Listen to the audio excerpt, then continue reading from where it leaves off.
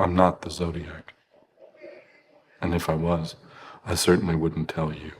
What if a serial killer not only left a trail of bodies but also taunted the police and media with cryptic letters, secret ciphers, and deadly threats? This is the chilling true story of the Zodiac Killer who terrorized California and the relentless hunt for the man behind the mask. The movie begins by introducing two lovers, Darlene and Mike, who tragically fall victim to a serial killer. The gruesome incident takes place while they are inside their car parked in a Vallejo, California parking area. Approximately 1 month later, a letter arrives at the Chronicle office from the notorious serial killer who identifies himself as the Zodiac. The Zodiac has claimed responsibility for the murders of Darlene, Mike, and numerous others. At this point, we are introduced to Paul Avery, a seasoned crime reporter, and Robert Gaymouth, a father and a talented cartoonist working at the Chronicle office. In response to the letter, a meeting is convened at the Chronicle office to discuss its contents. Upon opening the handwritten letter, the Zodiac provides a chilling account of how he brutally killed the aforementioned lovers on the 4th of July. Additionally, he demands that the Chronicle prominently feature his letter on the front page of their newspaper. The Zodiac ominously warns that failure to comply will result in further bloodshed. Alongside the letter, a cipher encrypted with symbols is included. While the meeting is in progress, Graysmith, keep a keen interest in the case, begins deciphering the symbols. Unfortunately, his concentration is interrupted by one of his colleagues, preventing him from making significant progress. After receiving confirmation from the police regarding the crime scene description of Darlene and Mike Paul, Avery is astounded to discover that it aligns precisely with the details provided by the Zodiac in his letter. The police themselves have also received a similar message from the elusive killer. If they choose not to publish the news on the front page, the Zodiac threatens to continue his killing spree. Eventually, the Chronicle office resolves to place the news on page 4. Graysmith is approached by Paul Avery, who takes an interest in him due to his earlier remark during the meeting about the Zodiac. Decrypted message provided by the police. Upon completing the reading, Graysmith notices something peculiar at the end of the message. Intrigued by puzzles and possessing a knack for solving them,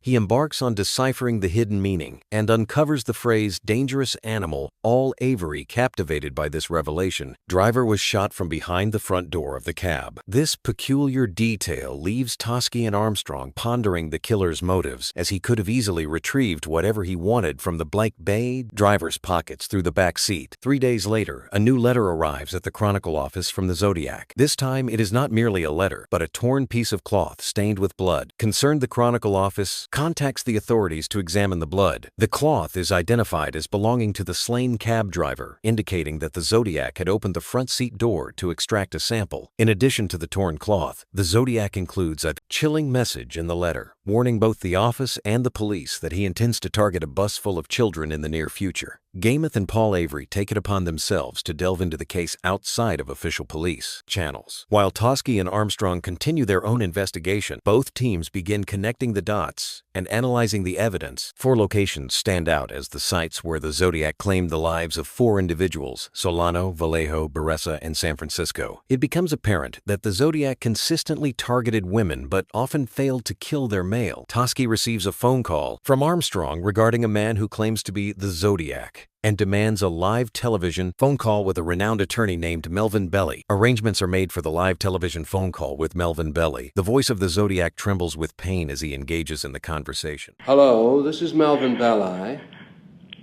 Who am I speaking with?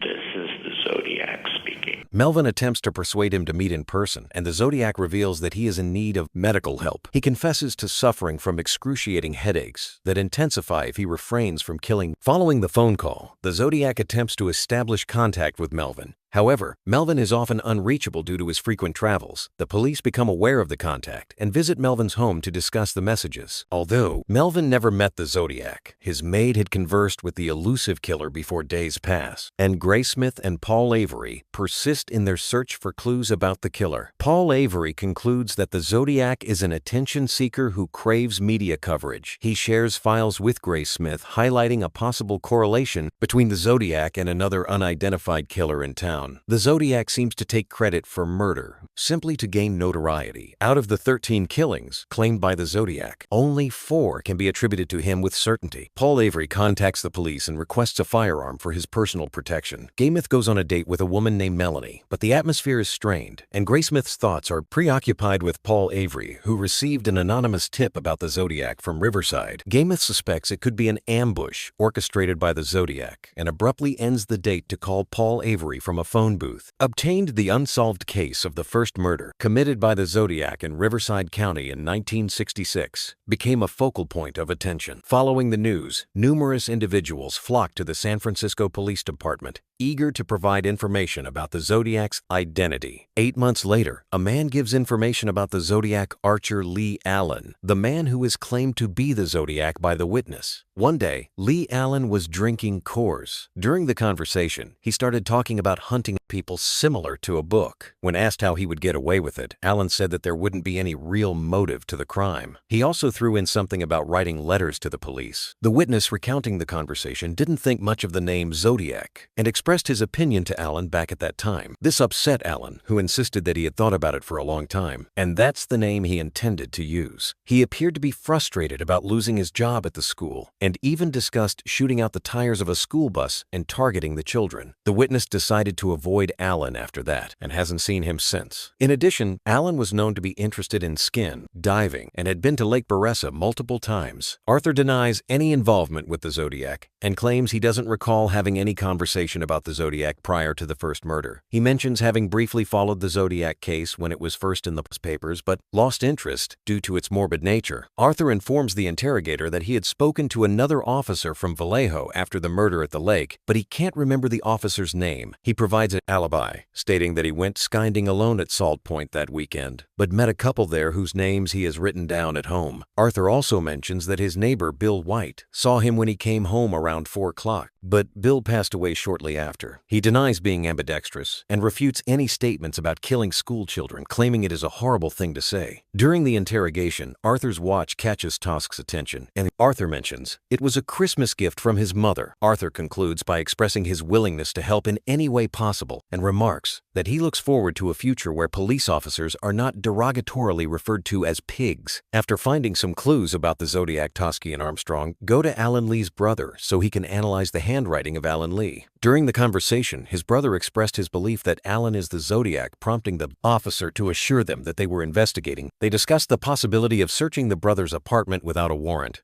and Alan's brother mentioned a misspelling in a Zodiac letter that matched a Christmas card received from their brother, leading them to agree to search for it. After conducting a search on Alan's house and not finding a clue, 4 years later, Paul Avery becomes a complete addict. Armstrong quits his job as a detective, Graysmith, got married to his date, and Ski is the only one who is still on this case. Graysmith wanted to solve the case for his upcoming book. He goes to contact Toschi about the case. While having lunch, Toschi initially refused to discuss the open Zodiac case, expressing appreciation for the interest, but stating he couldn't provide any information about it. However, Graysmith persisted and asked about the day-to-day progress of the investigation. Toschi, who seems to be over the case, informed Graysmith that the Zodiac Killer had not communicated for 3 years. To emphasize the gravity of the situation, Toschi revealed that over 200 murders had occurred in San Francisco since the Zodiac's last known activity. Graysmith conducted research on the first cipher used by the Zodiac Killer and revealed that the necessary information to create it could be found in certain books. Graysmith proposed the idea that by tracking these books, they might be able to trace the identity of the killer. He recalled Toschi's previous belief that the Zodiac could have a military background and shared that he had compiled a list of individuals who had checked out these cipher-related books from various base libraries. Graysmith then presented evidence to Toschi that almost every book on ciphers had been stolen from the Presidio Library and the Oakland Army Terminal Library. Having checked out these books, adding a suspicious element to the investigation, intrigued, the investigator inquired about Mr. Graysmith's identity, to which he replied that he simply wanted to help. Toschi gives Graysmith a clue